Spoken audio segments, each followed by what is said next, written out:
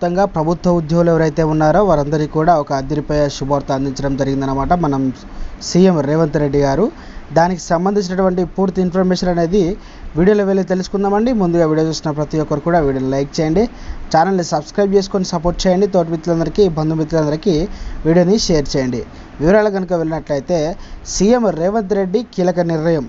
హైదరాబాద్లో ఏపీకి కేటాయించిన భవనాలను జూన్ 2 తర్వాత స్వాధీనం చేసుకోవాలని తెలంగాణ సీఎం రేవంత్ రెడ్డి అధికారులను ఆదేశించారు. ఉద్యోగుల బదిలీలను పూర్తి చేయాలన్నారు.